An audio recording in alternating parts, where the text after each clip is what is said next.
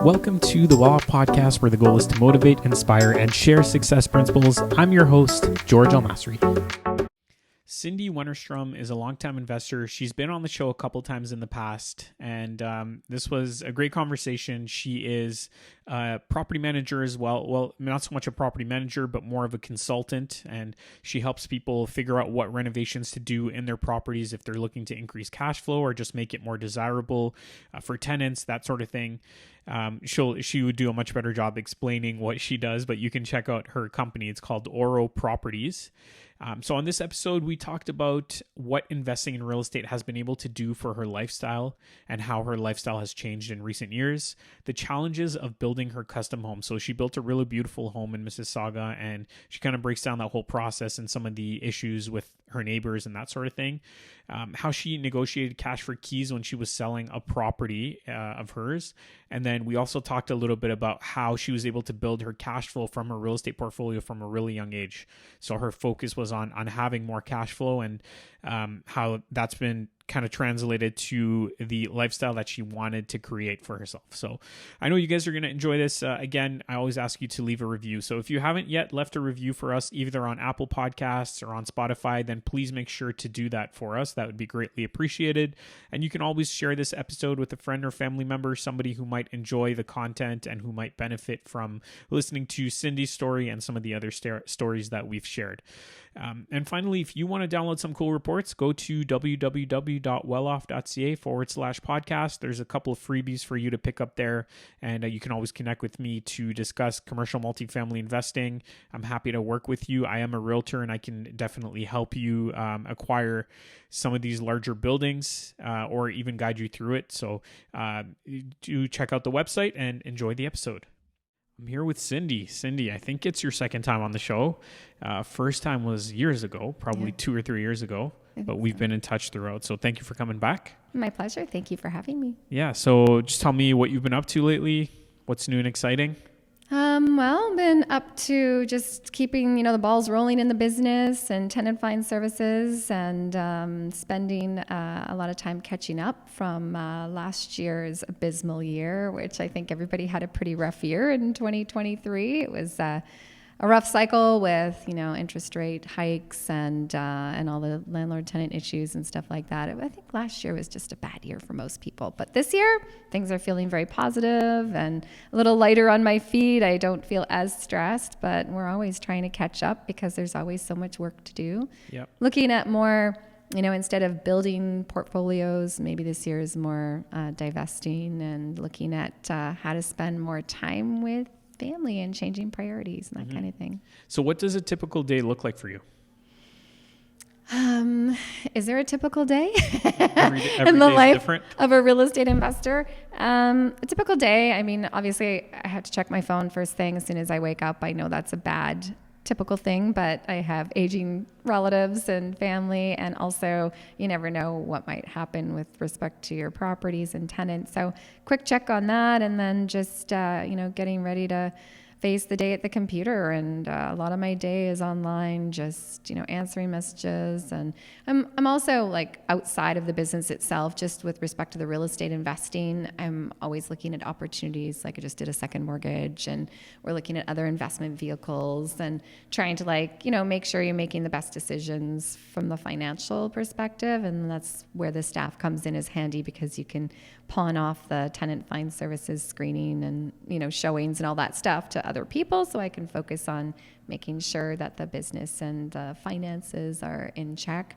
But there is no typical day. There's computer work, there's running out showings for commercial properties. I do those myself. Appointments with other investors like you. Every day is a different day, honestly. And I often, and my husband will attest to this, I'm still on the computer at 10, 11, 12 at night, unfortunately. But you got to do what you got to do. So speaking of your husband, do you want to just maybe give us an idea of like what you and him have built together, just so the listeners know, your experience level and that sort of thing? Sure. So I actually had my portfolio of properties before I met him, and he had his before I met him. So we did meet through real estate. Since we got married, actually, we did buy a property together with another partner prior to being a couple. We were just all good friends, and we still have that property today. And then once we got together, obviously, we started buying stuff together and still separately, because we keep our businesses very separate, not only our personal businesses, but the portfolio of real estate holdings are not combined unless we're both on title.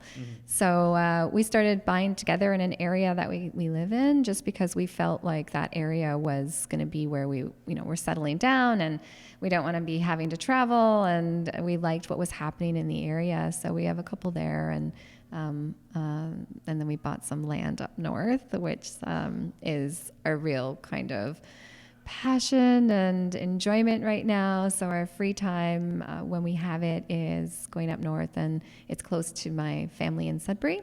And thankfully and fortunately, my in-laws come and spend months at a time or weeks at a time with us up there, and it's just like amazing. Cool. Yeah. And so part of this whole kind of journey for you was, I think at one point you built a custom home, right? Yeah. Yeah. Don't remind me. Maybe we can touch on that a little bit, because I don't really know this story too much. I just remember it's a big that story. it backs onto the water, right? Yeah. Yeah. So we built our dream home. It finished in about 2019, in the summer, and we moved in, and then COVID hit, and we were totally okay with being, stuck in our home, because we just built it and it was new and it was amazing, and we still love it to this day. We designed it with a designer and architect, but with our specifications, like the way we knew our family wanted to use the space. So sorry, just to go back, what did you own this property already? Yeah. It was in your portfolio. It was like maybe an older home that you tore down? So we bought a home in the neighborhood. We were going to tear it down and build it. We had it, we didn't even turn the heat on for a year, because we were making architectural plans. We were going to build it. And then the story goes, the builder that we were going to work with, who's like a friend, he said, "Do you have anything else in the neighborhood that's, for sale?" Because he's always moving properties and stuff. He goes, yeah, I have one on the lake. And we're like, "What do you mean on the lake?" He goes, yeah, on Lake Ontario. And we're like, "What do you mean on Lake Ontario? You have a property that's by Lake Ontario?" He goes, "No, it's on the water." We're like, "You mean on the water?" And he's like, "Oh my God, guys, it's on the water." And we're like here in the neighborhood? He's like, "Yes, it's across the bridge." I'm like, "Well, could we maybe see that one?" Life changed right then and there. We were not in a position to buy another property. Turns out it was a triplex, a very rundown triplex, unfortunately. It needed a lot of work, but we couldn't help ourselves. We decided that the other property, which was very close by, and we thought that's where we wanted to, set our stakes and our roots, was going to not be the house we were going to build. So we just begged, borrowed, and stealed from parents, because I think that's what you do when you have nothing left. And we made it work. We bought it, and we decided to kind of rent it out like a cottage for a little while until we could figure out the permits. And that was challenging because it was so derelict. The pipes were freezing all the time in the winter. Thank God he's a plumber and engineer. Husband, just for those listening. Yeah. And then of course, our HVAC guy turned the heat off on us. He stopped the gas because there was literal gas leaks. I swear they were hooked with hoses, garden hoses for gas and stuff. So we had to put in electric stuff, and we're like, "This is too complicated. Let's just move in. We can manage this. We can live like we're camping for a little while," and gave us the opportunity to remodel a home that, Marcin wanted to sell. So we jumped in there, lived there for about a year and a half, thinking, this is great. We're going to get our permits really quick. We had literally crazy neighbors. They didn't want us to build for whatever reason. They wanted to keep, they think they were sad or upset or peeved off that we got the property and they didn't, because they wanted to buy it. Whatever. We got it, and we weren't moving. We were going to build our home, and it was a very long process. There was a legal battle. And then when we did start building, there was all kinds of issues and challenges. I swear I will never build a home again, not in such close proximity to neighbors, being within 3 to 4 feet of a neighbor on either side, and not having that neighbor's support is just it's very stressful. Mm-hmm. At the end of the day, we finally managed to do it, but it was not easy. It was not cheap. And it was probably one of the worst experiences of my life. And I tell them all the time, like, you know, if we made it through that, like, we will never, like, we'll make it through anything. Because it was surely, to build a house with someone is already stressful, but then to compound on it, having to go like to the OMB and having to screen and canvas neighbors and get support and having like legal battles within the build itself with a builder who made errors, and then dumping our build, like our original builder architect, like in a positive way. It was just, we needed to take over so that we could move forward, and then managing that build ourselves day in, day out, 100% during winter, cold. It was not pleasant, and you're on the water, so you're whipped by wind, and it was, sure, at the end of the day, we have our beautiful home and we're very happy, but it was a very challenging experience. So I've seen some photos of the home. It's really beautiful. Like, you guys did a really nice job, and like, it looks like you've got a lot of different ways to look at the water on the different levels, right? So it's all glass. It's all glass, right? In the back and front, no windows on the side, so we had to get really creative, and that's why we wanted like a huge skylight in the middle of the home and a glass floor hallway, because it's super tiny, so you can't have any other way to get light to the main floor kitchen, and that just allows it to be really unique and bright without having the windows, right? Are there any other homes that are custom built on your street, or? Oh, a ton. Yeah. So the area has just blown up. It's gentrified so much. Our neighbor built with us at the same time, so he encumbered the same issues with the same neighbor. And the lady down the road built after us, so she didn't have as many issues because it was after. And another neighbor on the other side of that, a neighbor that was causing problems, also remodeled and rebuilt his house, and he had some issues with them too.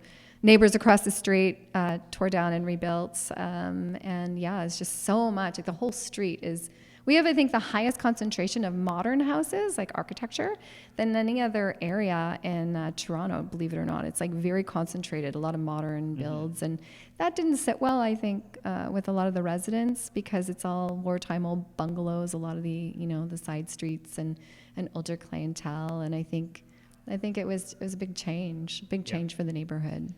What's your relationship like with the neighbor now? So they have the most amazing tenants in the world. The tenants that have, because they don't live there. That was part of the thing. It's like, what do you care? You're not even living here, and we don't think they ever will.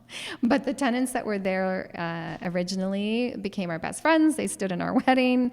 The tenants that are there now, because they moved on, are like amazing, incredible people, and like, we're all just such a tight-knit little community on our street. So rare to have. It's really, really, really nice. Like, we hope it never changes, like, touch wood. But, right now the street is phenomenal. Cool. Yeah. All right. Well, I'm glad to hear things have worked out. So home is great. So let's go back into sort of what you do in terms of, I guess it would be considered property management, right? Like, I hate to call it property management, because I think that you need property managers when properties need assistance, right? So my philosophy is, I have a tenant find service division, and I'm a consultant for real estate investors and landlords. So I help you make decisions to kind of, enhance your portfolio. So if you need help making a decision on whether a property is a good purchase for real estate investing, and or what you can do to maximize cash flow, to change the use, to do renovations to make it more palatable to tenants. I mean, I've screened and shown thousands of tenants' properties. I know what their no's and yeses are. I know that, what could be an encumbrance to a good rental and to sell that property. So it's not just about your intention today to hold and rent it, but one day you're going to have to sell it. So it can't be quirky or weird for a tenant, and it can't be quirky or weird for a potential future purchaser. Right. So just keeping options open, and because my clients have, properties, subsequently they need tenants. So the tenant find service division is a natural consequence of being a consultant in this type of field. And because I have my own properties, it's just, I do it for myself. Yeah. I do very minimal property management for some clients who live abroad and they're not here. Anyone else who's adamant about it, I will give them, another company if they want to pay someone monthly. I don't take monthly. Sure. It's on an as needed basis. So I will do potentially your property management, but it's just, I'm a first call for the landlords instead of being like, managing their money and everything else. I want them to keep their money in their pocket. Yeah. So basically the property management's more for your own portfolio, right? You don't have a property manager that... I don't, right. no. Yeah. And, I mean, as long as your properties are in good state of repair and you're keeping up on them, there's not a lot of property management, eaves cleaning and battery changes on smoke detectors and furnace filter changes. Those are all pretty simple things as a landlord, even if you're very busy full-time professional that is not in this business. You could do that yourself, in my opinion. It just compounds when you have a portfolio, because now you don't just have one house to deal with and all the stuff that comes with that one house. You might have 10, 20, 30. So it's, then it becomes like a full-time job. Yep. And again, as long as like renovation projects, I don't think I'd ever hire that out, because I don't think anyone, like when you do it yourself, it's hard to let go. Yeah. If they require a major renovation, I think I would probably just sell after, or, just get out, because once it's renovated, I don't want to rent it again. Yeah. I've already renovated them and had people move in and use them. And the next step, I think, would be dissolution of the portfolio, because now it's time to pass on the torch to someone else. But yeah. Yeah. So what would the ideal client look like for you for the consultation services? Yeah. I mean, anyone interested in real estate investing and the potential of, that capital appreciation and cash flow monthly, someone who's looking to invest in bricks and mortar that will help sustain a retirement income for them and or provide something for their future generations, right? Like generational wealth is not built by going to work every day. It's built by investing. And in my opinion, it's bricks and mortar. Everybody has different, methods. And for me, it's really buying houses and converting them, changing use, renovating them. I'm not big on the condo market, just because it's very difficult to set yourself apart from other condominiums. So your rent is always pretty much the same as everyone around you. Your purchase price is always pretty much the same, or sale price as everyone around you. Whereas with a house, you can really differentiate yourself. You can change it, from a single family home to a duplex or a triplex or a fourplex. You have more options. And now today, with all like laneway suites and carriage houses being allowed, there's some serious opportunities out there to really blow a property up into what its future potential is. I mean, we're in a serious shortage for housing. So city is more amenable to adding more suites. You cannot do that with a condo, right? Yeah. So if somebody's looking to convert the use, is that something you would consult them on, or is that more you'd have to hire an architect or a designer to do that sort of thing? Yeah, so architects usually take over that process with the tribunals and getting it all done with the city, or you can self-represent yourself. But certainly it's something when I go in to do a consultation with someone, I can say, this is what the opportunities are, and this is the process, and these are your contacts, and this is how you can go about it.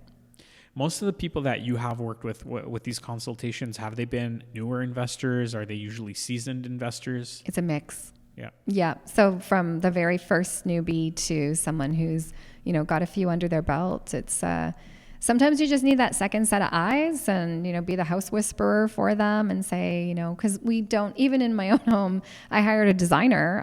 I've designed renovations for years, but I wanted an outside set of eyes to come in and give me a vision that maybe I didn't consider. And I think that's why we get personal coaches. That's why we, it's so much more vision than just our own two eyes. So I think it's important to get the second opinion. Yeah, for sure. So you had a case recently where I think you were selling a personal property, a property that you owned, and you had to negotiate with the tenant. Can you just tell us how you approached that situation? How did that conversation start, and where did it go?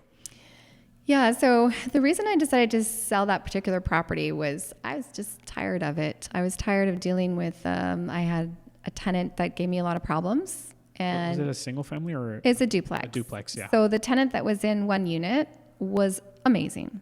Lovely, had her for years, good person. The tenant in the other unit stopped paying her rent after about a month. And the mother that had co-signed stopped paying her rent after about 2 months after that. I believe there was some drug issues and alcoholism and stuff like that. And this seems to be in today's world, I hate to say it, but a lot of people are having issues, mental health issues and abuse issues with substance. I mean, we're all having challenges, but you know, when you lose your job because of it, you can't pay your rent, and then where do they go? So they stay, and it becomes now your problem as a landlord, and you have to deal with it. So eventually she left, and I thought, you know what? I think I just want to exit. And that's what I'm saying. Because the landlord tenant board, I still don't have a hearing. Well, I have a hearing date, but she moved out a year ago. Our hearing date's not till June, because the tenant already asked for one, you know, extension because of medical issues, which you're already gone. Like, let's just hear it already. Let's just get this over with. So, I mean, that sets a bad taste in landlord's mouth. It takes a lot for me to be, you know, broken down, but I think I'm just at that point in my life when I'm ready to let go of stuff anyways, and to start being, you know, more, have less, I guess. When is it enough, right? So I'm okay letting go of some properties. So I thought, well, I'm going to let go of this one because it was vacant and I was waiting for my hearing. And then I talked to the tenant upstairs, asked her to buy it first. They really, really wanted her to have this house. She'd been there forever. She loved it. She's a great person. And it just wasn't going to work out. So we tried everything. You know, we tried with family help. I said, I'll do rent to own, because I really wanted to just kind of pass it off easily and, like, you know, have a really positive, I guess, exit, if you will. So it didn't work out. And in the end of the day, I did sell it in the open market and had to give her the notice that, you know, someone else was going to move in. I was surprised that she asked for more than the 1 month's rent. I was already going to offer her more, just out of, like, sort of a consolation, feeling bad, right? Because I knew she loved the place. But she asked for more than what I was going to give her. And I thought, well, that's kind of rude. Like, you know, I was going to give you 2.5 months rent, and now you're asking for more. So we did negotiate, and obviously came to a number that she was satisfied with. It, you know, she wasn't as disrespectful as the rest of the tenant profile that I've seen out there with some of my colleagues, but it set a bad taste in my mouth. It was like... So hold on a second. You sold this property. Did you guarantee vacant possession as part of the agreement to purchase and sale? I did. Okay. I knew she wasn't going to sell. Okay, and then... She is a good person. Like, I think at the end of the day, if I said, no, I'm sorry, but I'm only giving you 1 month's rent then, like, which I wouldn't have done, but, or I'm only giving you the 2 or the 2.5 or 3, whatever it is. I'm only giving you this. You go or you don't. The house is closing. Mm-hmm. Like, she wasn't the type of person to stick around. There are people who will do that. Yeah. And that's the problem. They'll go, nope, I'm waiting for my day in court. Might be a year. And then if you, as a seller, have guaranteed vacant possession, you're in some serious doo-doo. Mm-hmm. So, I mean, you always have to have a clause in your agreement of purchase and sale that, you know, if you're guaranteeing vacant possession, you have to have something in there that says, if X, then Y. Because you never know. You literally never know. You can't take that burden on yourself. Like, if there's no vacant possession, if it's a duplex, the owner may still take occupancy. The current owner will still, you know, go manage eviction, or you will assume the tenant, or whatever. There has to be some exit clause that works for everyone. Well, in the past, what I've done, and this was for this one particular client because he was interested in this, but we did ask for vacant possession. The owner, it was for a triplex, I believe. The owner was confident that he can get it, but if he wasn't able to, then we would have done a reduction in the price by $7,500 per unit, I think it was, which is great. Yeah, it was something. It wasn't, you know, but at least it puts a little bit of pressure on the landlord to provide that vacant possession, right? Right. And it's great to have a clause as a purchaser that the landlord is going to submit the proper documentation to the tenants that are existing in the property, because, you know, that was in mine. It said that I would go through all the proper steps and channels to make sure that the tenant was the purchaser moving in? Yeah. Okay. They were moving in. They were actually you had every right to serve those documents. 100%. Yeah, they were physically moving into the property. They sworn an affidavit to it. That was something that I asked for as a landlord, because I didn't want to get into a legal situation where I was now mixed into something that was an illegal situation. Like, I didn't want to say they're moving in and here's your notice, and then of course they're not moving in, and then I've been duped too. So yeah, I got the affidavit and I submitted the proper documentation, and I wanted to make sure that all parties had a positive, and like it all ended well, like the property closed, there was no delays. So that's why I had asked, I had said like, let's sign an N11, let's do cash for keys kind of thing. Although we didn't call it that, but let's work together. And she was, I think, a little nervous. Like she even said, I'm not signing the N11 until you arrive on site on the day of eviction, like the final day. Call it an eviction. It was mutual, but with my signed bank draft, like a bank. And I'm like, well, that's crazy. Like you don't trust me all these years. And I feel like you don't trust me. Like I'm not going to just not give you the money. Like you now have a completely legal claim against me. We've signed an agreement. It's etched in stone. Like I can't not give you the money. So anyways, there's a lot of mistrust in the landlord tenant world, even where you think you have a really good relationship. It's a lot of distrust. Like a colleague of mine did a similar thing, had tenants in, tried to sell it to them. They couldn't move forward. They subsequently sold it, in the open market. The tenant at the 11th hour was requesting like tens of thousands of dollars. And this was a tenant that they had a good relationship, put them up at a spa while they were showing the unit, like treated them like gold. And the tenant did that. And I thought, like, that's why you don't send them to the spa. Like you, at some point you're going to get backstabbed, like it just feels wrong. And it makes you like get the bad taste in your mouth and you get scorned and you start to feel, like you can't trust anyone else too. But I mean, we have to forge ahead, right? And forge forward. There are good people and there are bad people. That's why we do screening. And most of the people that are renting are good people, right? And there's certain situations, certain scenarios. And yes, a lot of tenants do feel like they have certain rights that maybe we don't agree with as landlords, but I'm sure they don't agree with a lot of the things we do either. But it's just a matter of collaborating and trying to come up with the best. Trying to work together. And I mean, like, really, you need to try and talk it out. If you can't get together and like have a like normal, rational conversation, it's never going to end well. Like speak to your landlord, speak to your tenants. Like it's called communication, right? Don't text stuff all the time. Don't email stuff. Like get together, have a coffee, go for lunch, whatever, figure it out. Actually, I do like that sometimes when I do visit a tenant, they call me about an issue. They might offer me a coffee or a tea or something. It gives you time to chat it out, like just see how things are. Right? I usually don't accept, but I do appreciate, that they are offering. Like it makes me feel like, okay, there's at least a decent relationship here, right? Yeah. What we didn't agree necessarily before to talk about this, but I want to talk about N5s. Okay. Have you had any success? Because we did have lunch a few weeks ago, and you were telling me a bit about like N5s, using them for harassment when one tenant's harassing another, that sort of thing. Have you had any cases like that in the last few years? Any success with N5s? So yes, N5s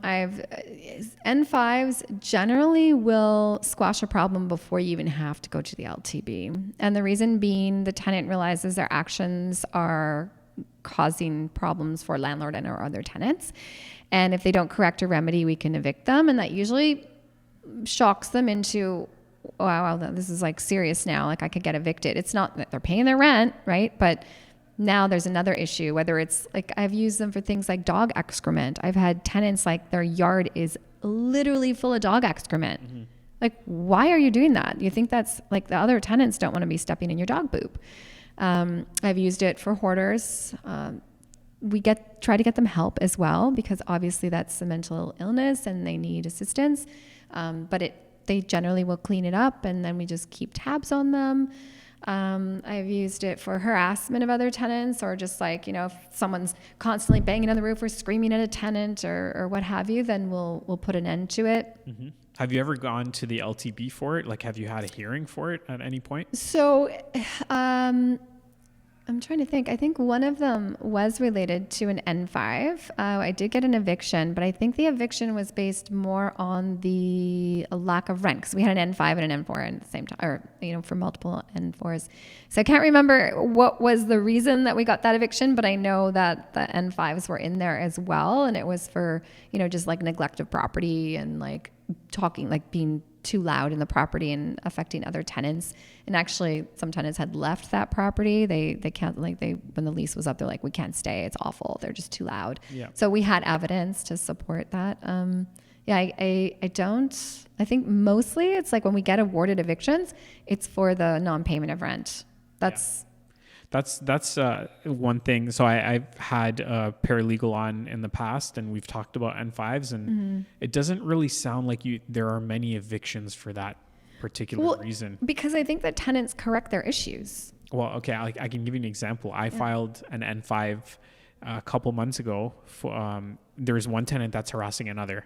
I'm not going to like say specifically what they're doing, but it's constant every single day, right? So we filed the N5 expecting this behavior to stop, and it actually gets worse. It got worse. Yeah. So I mean, but then that's, at that point, you would give them another N5, and, you know, then you would initiate the action at the landlord tenant board. And if it's harassment, I would get police involved. Yeah. 100%. You know, and then you have police records, you have a like a report number and everything else. People can't harass each other. But I'm curious to see how they're going to respond at the landlord tenant board. Does it warrant an eviction? Yes. Right? So we'll harassment see. is serious. Like, they take harassment from a landlord to a tenant. Those people have a hearing. Landlord to a tenant, but what about a tenant to another tenant? What's the difference? It's still a tenant being harassed. I kind of feel like, based on the paralegal, like you says don't no? know, yeah, maybe not. I'd be curious to know how that works out for you. Like, if it's just they're not putting the garbage out or they're not picking up dog poop, maybe it's not going to be as expedient a process, or, you know, the outcome might not be what you expected, but it might give them another chance. But if it's harassment, you would think that you'd get a really quick hearing date for harassment, but I don't think that's the case. We don't have a hearing yet. when did you? It must have been January, I think. Wow. Yeah. So anyway, we'll see what happens with that. Good luck. So those are N5s. Any more cash for keys? Like, how do you approach that situation? I know everyone has a sort of a different way to do it. Mm-hmm. Some people are more aggressive with it. Some people are nonchalant. What would be your approach to someone if you're trying to negotiate with them? I think first, as a landlord, why not offer the tenant the home to buy? Well, what if it's an apartment building? Oh, well. Or it's a triplex or a fourplex. Yeah, because you can only do it with so many units, right? Yeah. Well, you can still offer them to purchase. They can buy it, live in one unit, rent the other two out. That's the best case scenario. They have income and they probably will qualify. But you're in nice areas. You invest in really good areas. What if you're investing in a not so good area and the tenant profile, you know, like the ODSB, minimal income, that sort of thing? Oh. So there's no possibility they can like partner up with family or friends to buy the unit? Well, I mean, it's possible, but it's not rent to own. Not as likely in those situations. So I personally feel like I want to offer it to them first. That's just me. If it's an impossible scenario with, you know, like what you suggested, you just have to have a conversation and sit down and say, listen, I've owned this building this long and my time has come. I need to pass the torch. And I'm really sorry, but everybody who wants to buy it, you know, they want vacant possession. Okay, sorry. I should have been more clear. You're not looking to sell this property. Oh. You just want them out? Yeah, because they're causing problems, or, you know. Oh, well, that's a sit-down conversation. If they're causing problems, just say, look, it's going to get really uncomfortable for you here. I'm going to keep firing these notices for whatever, N5s for harassment and N4s for paying your rent an hour late. Like, I'm not backing down. Like, you need to clean up your act or get out. And I am not nice when it comes to tenants not behaving like a good tenant. Unfortunately, I don't need that stress. No one needs that stress. You have to be like a very strict parent, or they will take over. Mm-hmm. And it will ruin your life. Trust me. So you're more on the aggressive side. Like, I'm extremely aggressive. Yeah. I mean, if your rent is not due on day one, like the first of the month, I'm sending the eviction notice the second day. What's been the response when you do have those cash for keys conversations and you say, like, hey, your behavior hasn't been what we expect here. We are going to file notices for this, and that. And then what do you say? Like, I can offer you this incentive. And so I've never done cash for keys to get someone out to keep the building, right? I've only seen situations, even with my colleagues, where they were giving cash for keys to sell it. Like, so they were disposing of the asset. And that's where, in my opinion, that's a tenant should be like, okay, I understand. You're not going to be a landlord anymore. You're selling it. I need to get out. If you just want a tenant out because they're being bad and you want to give them cash to get out, like, it infuriates me to think about that. No. So you'd rather battle it out at a hearing? I hate stress and I don't want any more battles, but yeah, I would, because it's like they're causing so many problems. Why am I going to pay them to be bad tenants? Do you know what kind of example that sets? It's like all these cash for keys on selling your home. Well, that's why tenants are asking $100,000, $150,000 to leave. Stop already. Like, we need to stop the insanity. Literally need to stop. Do you know anyone who's paid that much? It's Google it. I mean, people are doing it. I know people who have given 30 to 50. 30 to 50. I mean, it could make sense to do it if it's an apartment building. It's not. Right? It really could. It's not an apartment building. If the rents are super low. Okay, right? so if you have to give $30,000 to $50,000 per person in an apartment building, really?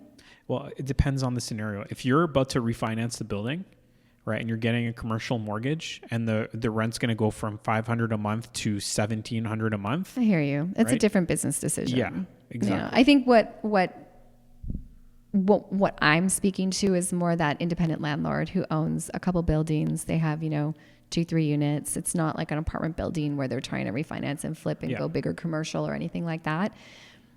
And I think that the reason these laws exist is because of the larger apartment buildings where there has been a lot of stuff that's happened, and tenants that are less advantaged, more disadvantaged are ousted, and they didn't know their rights. And, it's so hard to come across someone who doesn't know their rights. Nowadays, that's what I said. The last 2-3 years, it's insane. It's so easy to get advice, right? Yeah. You make one phone call and you have like a lawyer or a paralegal on your side giving you free advice. So right. Yeah. It's a different story. And it's good and it's bad, right? Because they are getting erroneous advice, a lot of them.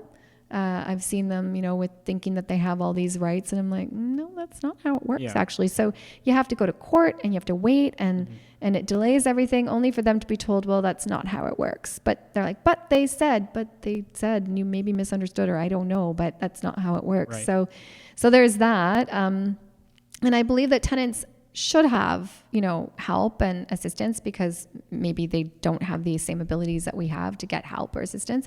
But it needs to be in a manner upon which all parties can collaborate and successfully come to to an agreement.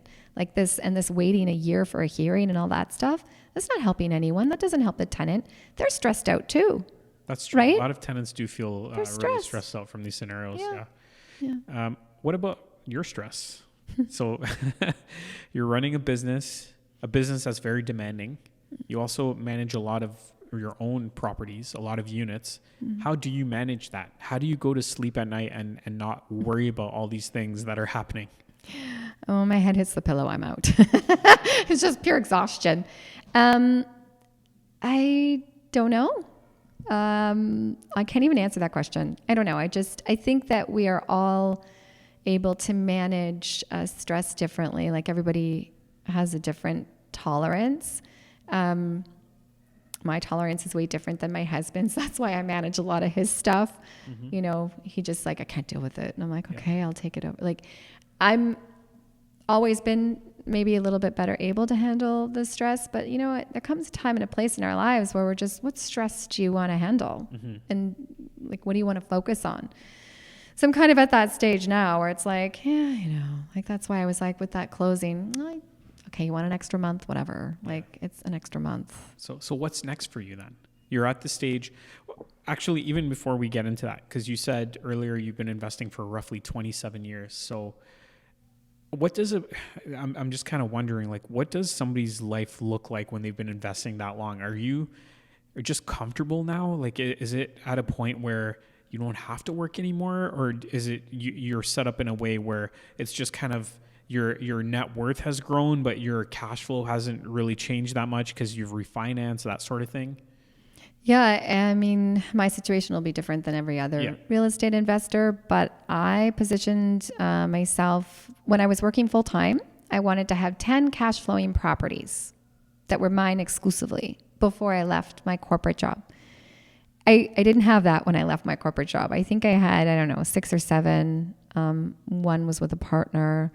So I wasn't there yet. So then I had to continue to build the portfolio, but also still have some kind of income. Like, how am I going to work? That's when ORO Properties came into the picture. So I started to put myself out there as an expert in real estate investing, obviously, and to attract clients and to build business through consulting and the tenant find services. And that worked great. I mean, I never marketed. It was all word of mouth, and it's just helped me sustain a very nice, comfortable living without really drawing income from the company. It just, pays for things. It pays for cars and entertainment and all that other stuff, phone and whatever. It's good. But what drives my income day to day is the real estate cash flow, 100% hands down. And that was always my goal, is that I would have enough cash flow in real estate that I didn't have to work. Yeah. So if I sold ORO Properties tomorrow, it's for sale, want to buy it. If I sold off that portion of the business tomorrow, I have my properties that has cash flow that I can comfortably, sustain my lifestyle. I think that's most important, right? That's what we want. It's all about residual cash flow, like that monthly income that comes every month. And it's not as much work as going to work every day. Yeah. I think trading time and money is hazardous for your health.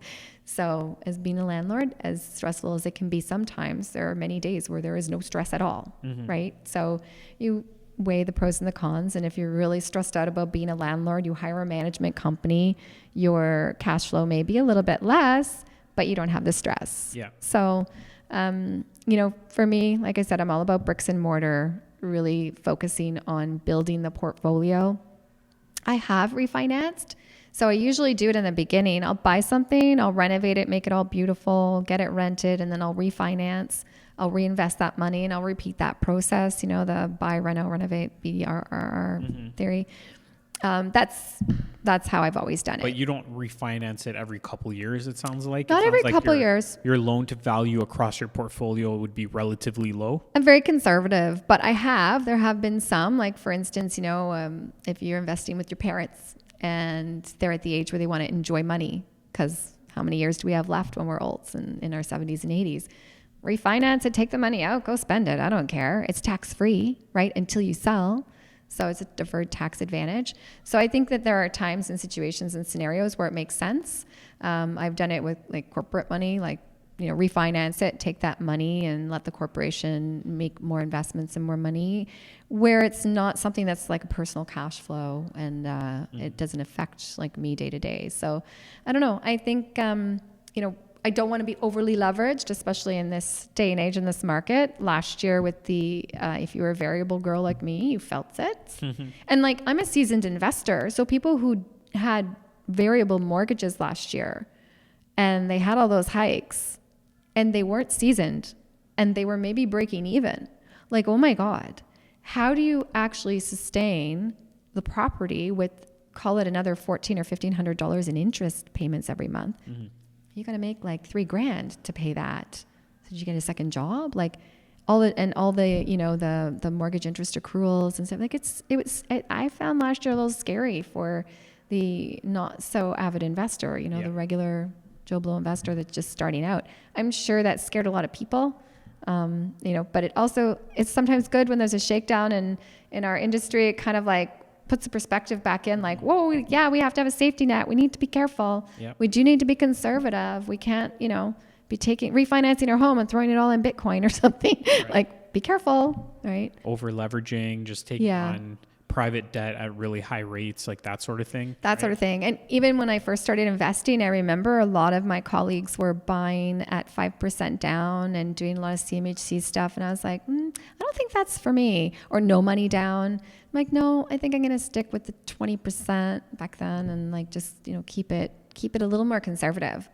That's my investment style. I'm just, but again, everyone's different. There are a lot of people out there who just want to take it all, take the max, take advantage of every penny and dollar, and good for them. But I sleep better at night, getting back to sleeping, when I know that like there's some safety net, and I didn't work all those years to like let it all just blow up in my face. How long would you say it took you to get to that point where the cash flow was enough from your portfolio to sustain your lifestyle? Not long, to be honest, because I was on a growth trajectory in the beginning. So I was buying, 1 to 3 properties a year. I would say it probably took 5 years. 5 years, yeah. I think today it's probably a little bit different. Just the environment, the prices being significantly higher. Yeah. I think for most people, it probably takes a little bit longer, but you'll definitely feel a huge shift in your lifestyle within that 5 years once, Absolutely. you start doing. I mean, you feel a shift in your lifestyle after one. Mm-hmm. Disposable extra income is coming in after one property, right? So you have your principal residence, maybe you rent out the basement, you're going to feel instant. Maybe you refinance your principal, you buy a second. Yeah. Instant. It's instant, but it's the accumulative growth over time that allows you to kind of maybe say it's time to not work anymore, right? Yeah, for sure. Touched on a lot of things. I think the other question that I kind of skipped past was what's next for you? So are you going to be winding down? You said your business is for sale. So anyone listening that's interested in talking about it, are you just going to like kind of semi-retire? Or are you just going to take care of your portfolio moving forward and Marcin's portfolio? I'm at that point in my life where I feel very sandwiched. Like I'm between my parents and in-laws who are, getting elderly and then Marcin's children who are 13 and 20. So they're at an age that we can still be present for them before they start their lives and family and can still be positive influences, if you will, still spend a lot of time together as much as possible. The 20-year-old is harder because she's, starting her own life already. But I'm in that sandwich where both need help, right? Especially the older parents. And I really want to focus more on the family right now and being present and being there as much as possible because, I spent my whole life working literally 20 hours a day, 18 hours a day. And there comes a point in life where it's okay to take a step back and say, it's enough. I've had enough.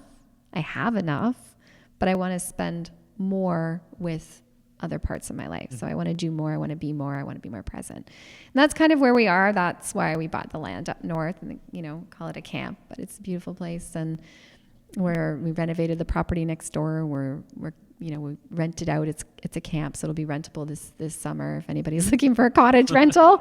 But just that's kind of where I feel more at peace and happier. It's providing me with a lot more joy than it was when I was excited to build my portfolio. I don't know if that makes sense, but I think when we're in our 20s, 30s, 40s, even you drive, right? You just want to go, you want to build it. And then when you start to see more health issues around you with our loved ones, and you start to see that time is very limited, people start to die, you start to feel like, what's more important? Is it more important that I run myself ragged today for XYZ, or is it more important that I take an hour out of my day and just call home or go home or whatever? Yeah. So that's where we are right now. I think it's just like a little bit of a wind down. I don't feel like I want to obtain any more real estate right now. But that being said, sometimes it's hard to stifle the passion and to stifle an opportunity, right? Like if an opportunity comes about, it comes about. But it's not an acquisition moment in my life, I would say. Mm-hmm. It's more of a dissolution of asset moment in my life. So if anybody wants to buy a property privately, let me know. Or with you. No, that sounds good. That's how we'll end things off. So do you want to just tell people a little bit about either the services you're providing or the businesses you're selling, and then how people can get in touch? Sure. So they can get in touch by obviously emailing me at cindy@oroproperties.ca. My website has my phone number too. I do have a portfolio of duplexes and triplexes. My husband has student rental. It's actually on the market right now in Waterloo. We are always open to discussing, opportunities with other investors and like-minded people. As far as the business is concerned, if anybody wants a little business that keeps you happy and engaged and busy, then of course, we would love to not have to manage our own tenant find services and property management anymore if that was an option with the right partner, I guess. Yeah. All right. Sounds good. Cindy, I appreciate your time and for sharing your story and all these different tips for investors. I didn't get to ask you anything. Is there anything you want to ask? Well, you're asking me how life has changed. And I think even as a younger person building your portfolio, you feel the same thing with respect to life changes. When life changes around you, so you just had a very positive life change. Yep. I think that you immediately start to see priorities differently. And people that are watching might be questioning, you know, where they are in their life cycle and what they want. But I'll just end it by saying that if what you're doing every day is no longer your passion and it's dragging you down more than it's lifting you up and elevating you, then it's time to maybe consider a change, and look at your life that's around you and what's happening, the people that you love, and, you know, where you want to be in that circle of life at that moment. And that will be a very eye-opening, I think, and a contributor to decide what kind of stresses you want to maintain or, Exactly. yeah. Yeah, that's exactly right. Like, just kind of elaborate on that. I've noticed that in the last year, the property management, because I am managing all of our units, it has been just, it's leading to a lot of like sleepless nights at times, and just different issues. And I just don't want to do it anymore. Yeah. Obviously cash flow is tight on some properties, so I don't want to make it even tighter or make it kind of worse. So I'm going to start slowly rolling out some of these properties that we have towards a property manager. But one of the issues that I was running into was finding the right one. It's hard. Yeah. There's not a lot. Yeah. Because I find that like with a lot of the property management companies, there's constant change. There's always like a staff member leaving, somebody new coming on. They don't do things the way the other person did. They're learning. So it's been hard pinpointing the one company that I would like to work with, but I have somebody in mind that hopefully, things will work out. Fingers crossed. Yeah. When your staff keep coming back and they stay with you for a long time, it's very, very helpful, because otherwise you're training new people all the time and mistakes are made. And yeah, exactly. All right. So once again, thank you. Thank you. Thanks for listening to this episode. Your support is truly appreciated. And if you can share this with a friend or family member that might benefit from the information, remember, our goal is to motivate and inspire others to take action and to build wealth and to become well off. Enjoy the rest of your day.